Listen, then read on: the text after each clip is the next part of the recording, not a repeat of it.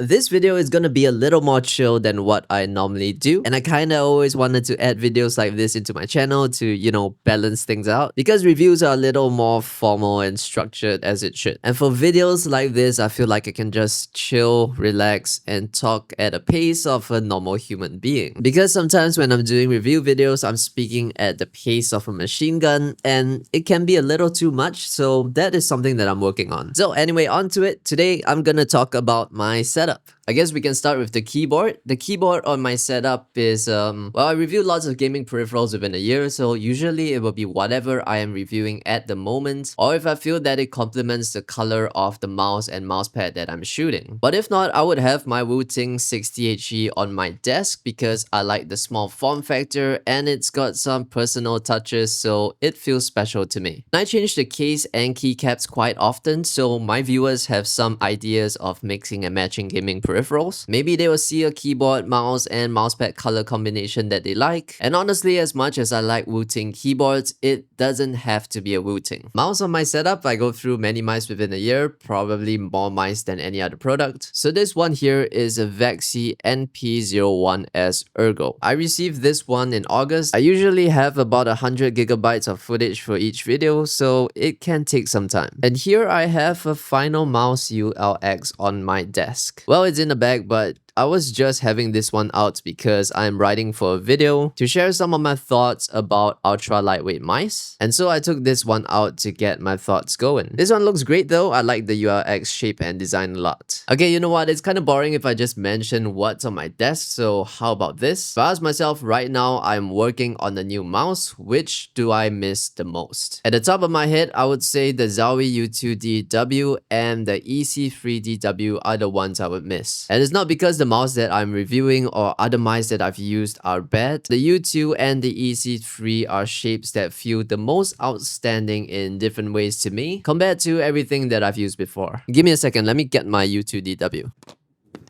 The U2-DW is the latest shape from Zowie, and people don't quite like this one because the mouse is very hit or miss with the comfort, but for a performance mouse, its shape delivers great maneuverability and at the same time feeling very locked in, so control over the mouse is just great. And I've been aiming very well using this mouse, which is why it's still a mouse that I mention quite a bit. If you are interested in this U2-DW shape, the best way to work the shape is to let it do its thing and do not manhandle it. Let your hand work with the shape, if not, this shape will work against you.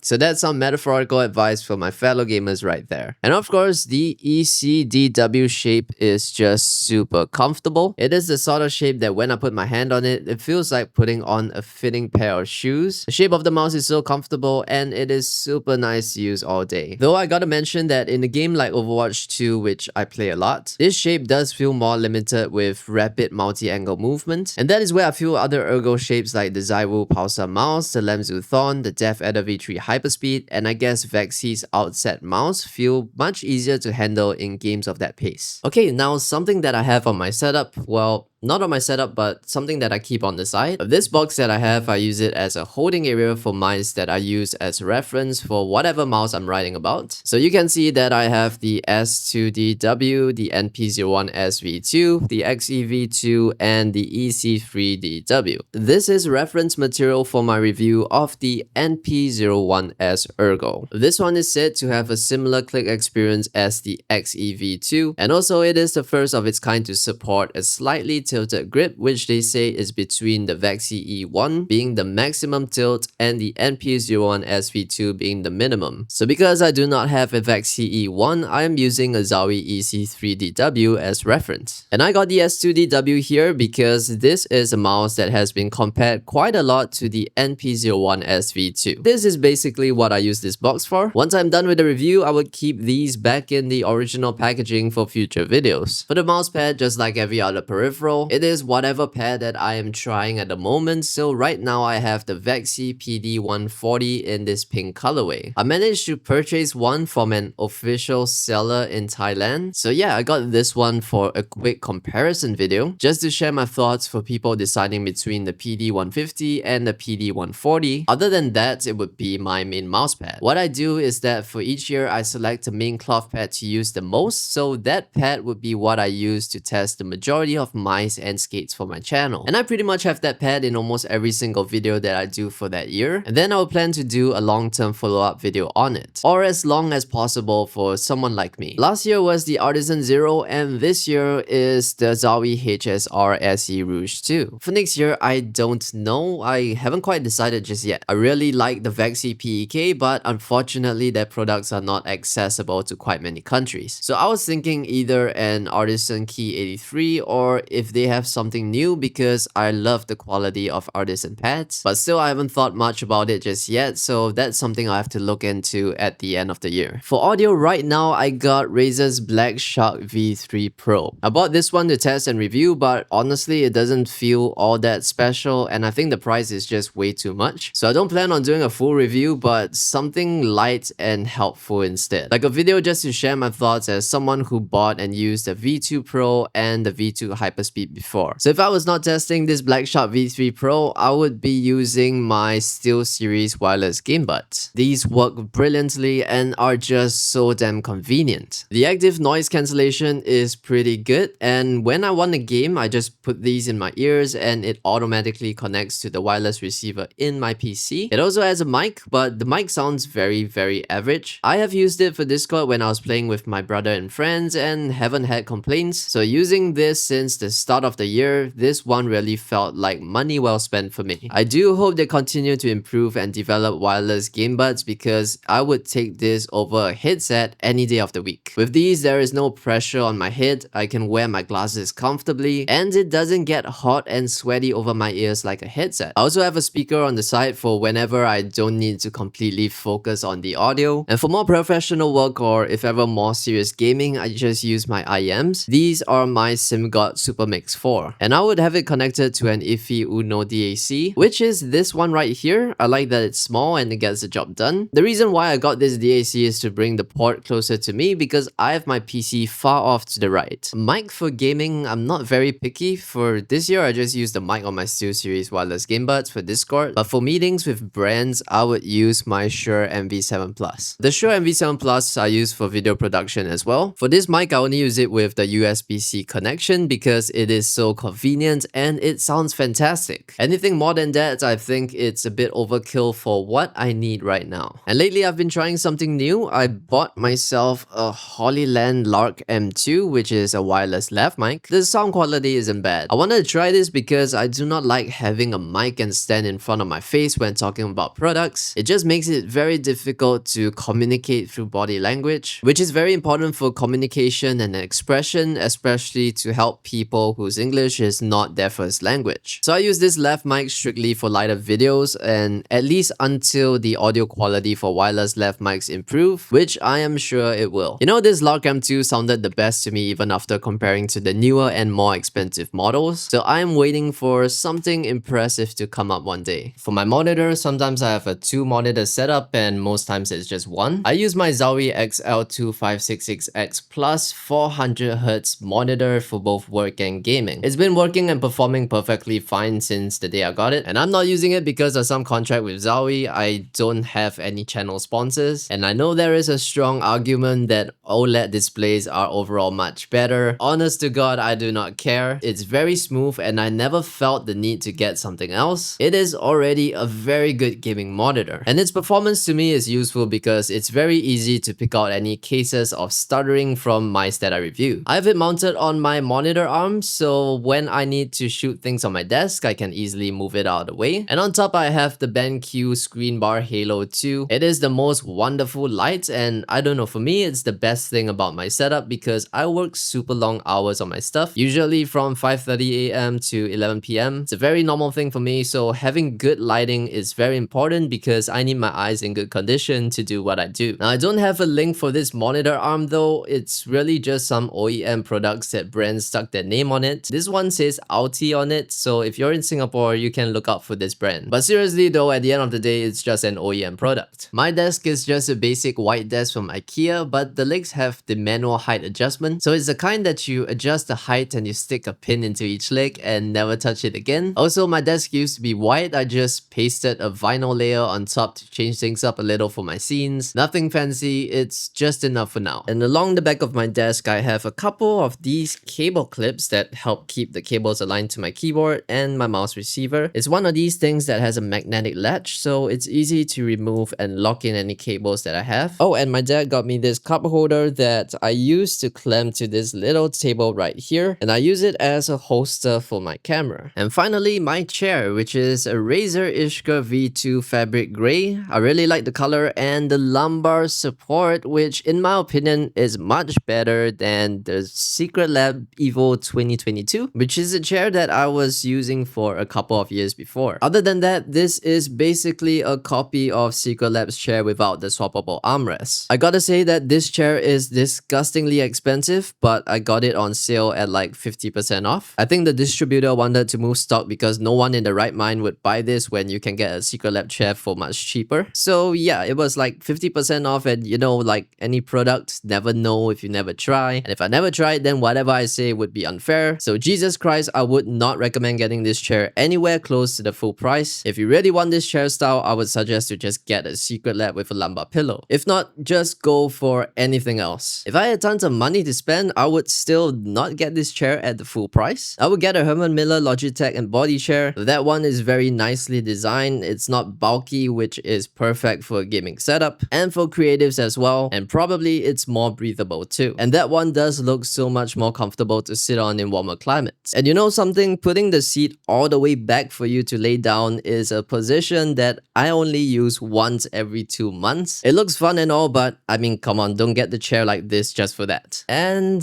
yeah, I don't know what else to say in this video. My PC is getting old and there is no way I can afford to get a new one. It still works and it was a gift from my family and I love it a lot. Mine comes from a brand called Aftershock PC. I'm not very particular about my PC build, it just needs to be powerful with the highest specs, because I do not just play Valorant at the lowest settings. I like to play AAA titles with the graphics maxed out, and also video editing is very demanding. Just to share, I had to bring in my PC for servicing on quite a few occasions because one part broke after another, which was a pain in the ass because I had to carry this big ass PC to a cab and carry it up to the service center, and after a couple of days go back to the service center and bring it all the way back home. I think I had to do that like 3 or 4 times, I can't remember, but I was very unhappy. So that is my experience with Aftershock PC here in Singapore, if you're wondering. Anyway, thank you so much for watching. If you enjoyed the video, found it helpful in any way, please leave a like and subscribe to support my channel, and I guess I'll see you in the next one.